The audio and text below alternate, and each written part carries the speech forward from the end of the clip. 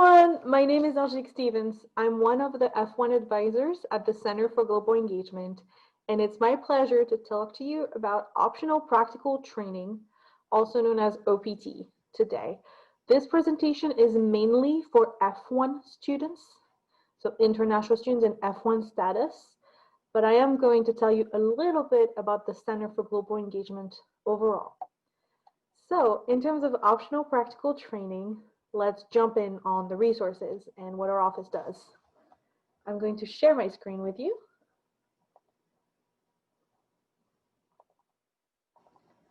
Perfect. So to go to our website, you would go to cge.fsu.edu because we're the Center for Global Engagement. On our webpage, you will see that we serve international students, scholars and employees, that would be international scholars and employees, FSU academic departments, but we also have CG programs in our global programs. So our office does not only serve international students, we serve international students and domestic students who are interested in an international experience. You can see we host events that are open to all of the FSU community.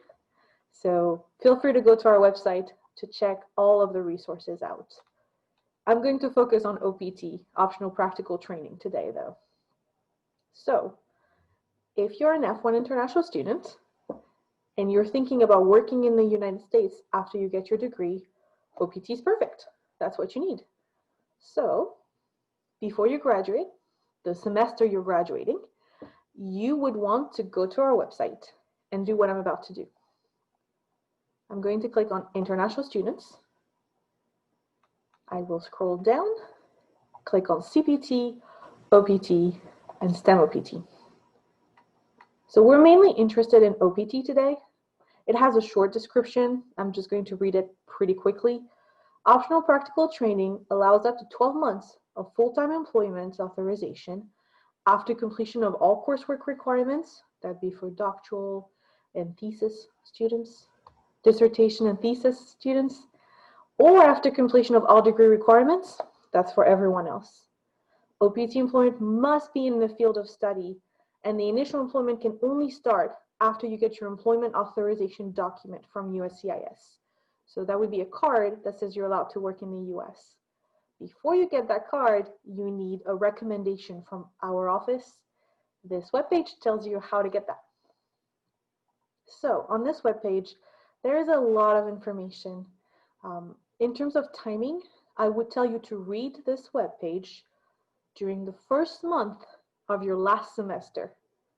Here's what I mean. If you're graduating in the spring, that is a May graduation date. So when you come back in January, you should read this webpage. If you're graduating in the summer, that's an August graduation date. Sometimes end of July. You should read this webpage in May, early May. If you're graduating in the fall, that would be a December and date, graduation date.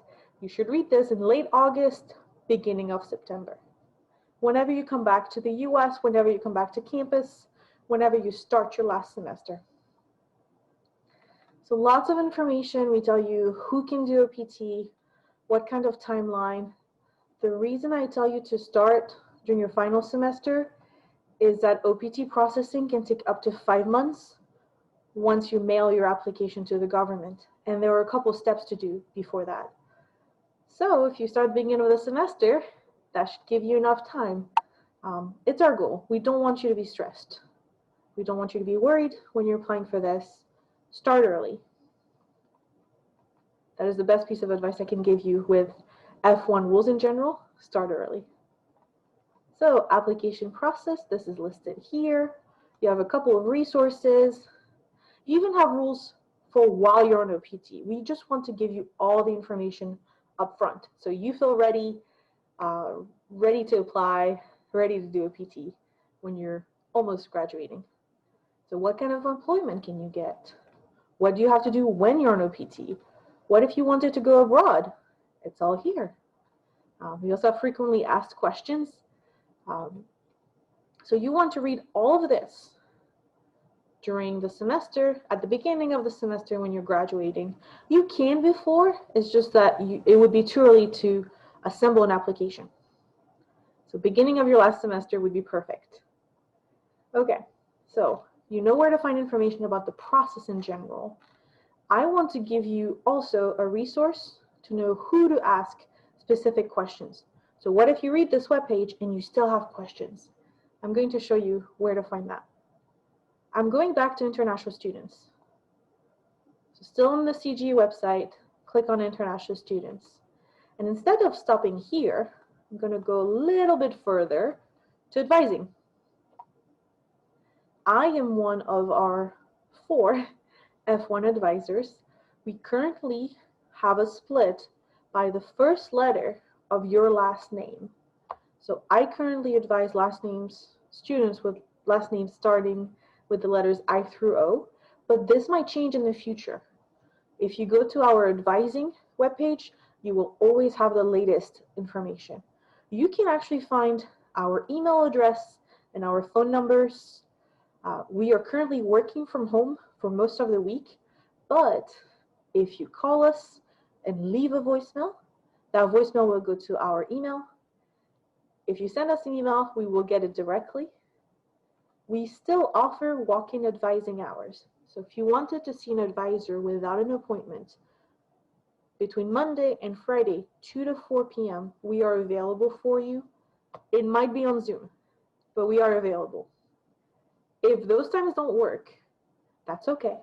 Just email us, give us a couple of days. So if you wanted to talk to me on a Friday, email me on Wednesday at the latest. That way I can see your email and we can find a time. This is just an example. So you can email us to request an appointment or walk-in advising hours we are offering over Zoom at the moment. So this is the current information as of August 2020. Okay, let's see. This information was mainly for F1 students because OPT relates to F1 students. We do serve other types of visa holders as well. So this information is also on the page. But I like this bottom section because you can always contact us. Even though we're working remotely, we are still there for you. So please, please do not hesitate. We're happy to help you. I always say, if I do not know the answer to your question, I will find out who does.